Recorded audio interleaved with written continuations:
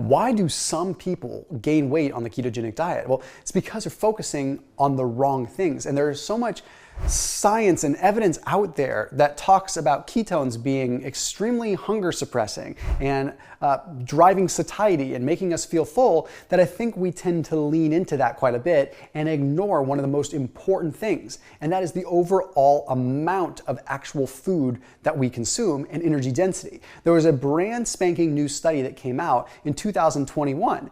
Okay, it was a metabolic ward inpatient study that just highlighted this perfectly, but if you start looking at the details of the study and the outcomes, you realize exactly how you can make the ketogenic diet work for you in keeping you super satiated so that you don't gain weight with it. Let's break it down.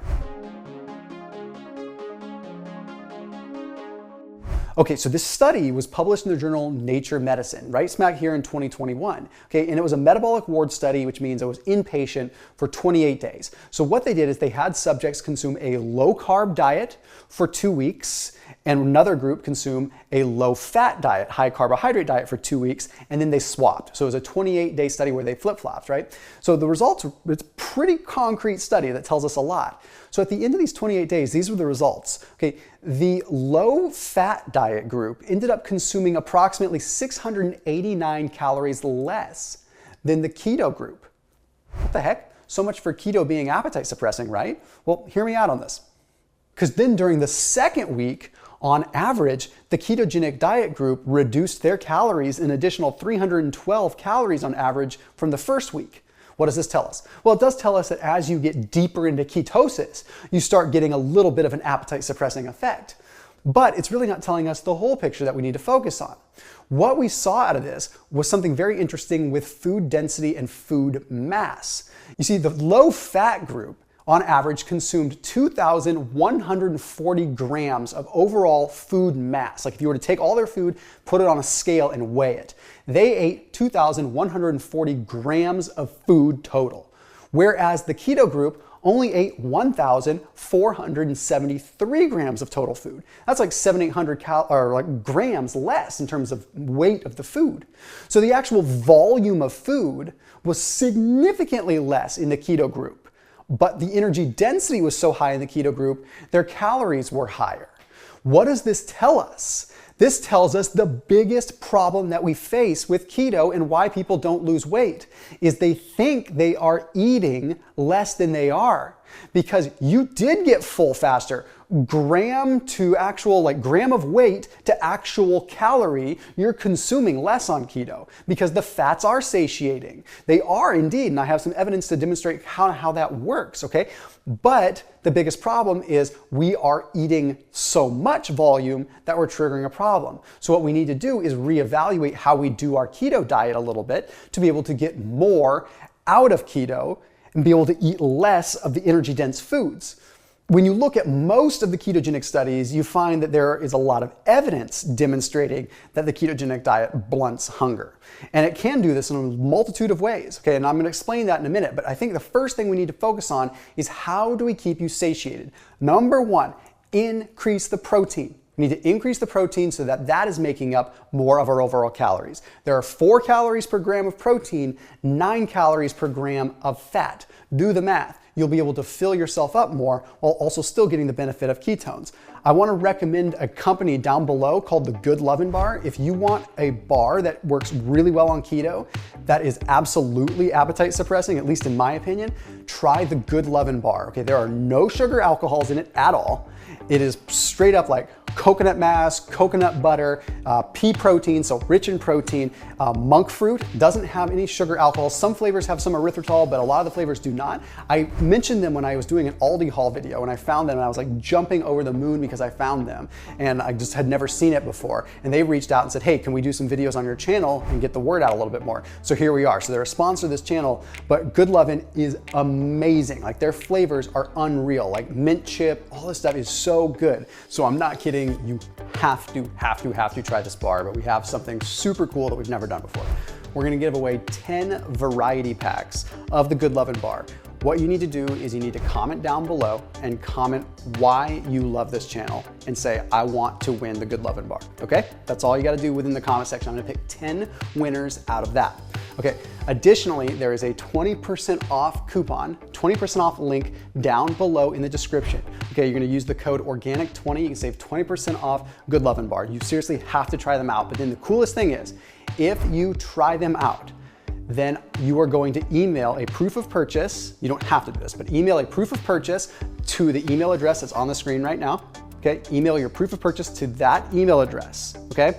And I'm gonna pick one winner out of that group to have a 30-minute Skype coaching session with me, okay? So 10 winners win the variety pack. Everyone gets a 20% off discount using that code down below. So make sure you check them out. And if you do try them out, send your proof of purchase to that email and we'll pick one winner to do a 30-minute Skype call with me. So make sure you check them out down below. Well, what's kind of interesting is when we look at a study that was published in the American Journal of Clinical Nutrition that compared a lower carbohydrate diet, high protein, with a moderate carbohydrate diet that was high protein, they found that when set at ad libitum, could eat as much as they want, the keto group ate significantly less and lost more weight than the moderate carbohydrate group. So it's kind of interesting, and all depends on the setting. It all depends on how high you drive our ketone levels up. So when you're putting people in a situation where they actually just can eat as much as they want, generally speaking, keto people don't eat as much because they feel more satiated. And part of it has to do with the reduction of something called NPY. So NPY allows the hypothalamus to be a little bit more sensitive. It's kind of the downstream receptor of insulin and leptin, meaning it basically is making it like this. It makes it so that when you do eat, the response that you get in terms of hunger, the response that you get in terms of satiety and things like that are actually much more pronounced because that is receiving the signal better. Additionally, keto plays a big role in ghrelin. There's a study that was published in the European Journal of Clinical Nutrition, and this demonstrated that the weight loss induced increase in ghrelin. Normally when you lose weight, when you're going through weight loss, you have an increase in the hunger hormone, ended up totally suppressed by the ketogenic diet. So ketones seem to suppress ghrelin. So there's a lot of evidence that shows that being in ketosis actually makes you less hungry. It's just we run into the problem of the food density being calorie density being so high. So the calorie density is sort of, for lack of a better term, overshadowing the fact that we are less hungry. We legitimately are less hungry on keto. Ketones do provide us with that benefit. But a macadamia nut is so rich in fat, it's going to shoot us over that in one nut, right? So what we need to do is we need to, again, shift what we eat. I mentioned the protein, but you also need to be consuming long chain fats as much as you can. Long chain fats are going to be not medium chain triglycerides, although those are good too. I'm not saying they're not, but consume lots of long chain fats. That means like the olive oils, the avocado oils, fish oils, any kind of long chain fat, because what that can do is that increases something called cholecystokinin, CCK, which is sort of a downstream signal, again, after digestion, okay? So once you consume food, you have an increase in CCK that signals the brain, says, hey, we can go ahead and start digestion, stop the eating here. Okay, so that's a very big piece. Then bringing in the MCTs once again. Okay, so MCTs in this particular case are helpful because they trigger a little bit of an epinephrine adrenaline spike, which just in turn turns down your hunger. It's why when you are fasting or intermittent fasting or anything like that, or exercising, you typically aren't super hungry. Okay, when adrenaline is running, you are running on your backup fuels. You're running on your stored fat. You're running on your stored glycogen. So by actually consuming some MCT, you're not only giving yourself calories, but you're also increasing that adrenaline spike a little bit. That's making it so you're a little less hungry. Another thing that I consume quite a bit of, believe it or not, is going to be inulin, chicory root, things that are kind of taboo in the typical keto world. But if you're using them smart and you're not just using them in junk food, inulin and chicory root are exactly those kinds of fibers that we need to satiate us. So add those in more. You see what I'm getting at with all this? We need to add bulk, right? So when we look at that study from 2021, we see the biggest issue there is the fact that, well, fat content was so high. 75% fat and 14% protein. There was hardly any fiber coming in to satiate. There was hardly any protein coming in to satiate. It was all fats, which would be so easy to go over on your calories. Had they done this same study and they had shifted it to making it more like 30% protein, I think we would have seen that the keto group ate less. It's just the fact that the calories were able to come in so fast from the fat, we never got any bulk coming in. Another thing you want to be leaning into are things like coconut. Okay, the fiber in coconut, the overall just mass of the coconut can be very satiating and can seem to simulate CCK as well. Not to mention green tea. Green tea is another tremendous satiator, another way to trigger sort of that response to make you feel a little bit more hungry. Not only is it going to give you the epinephrine, the catecholamine response, but some of the catechins like EGCG that are in green tea are very powerful when it comes to appetite suppression.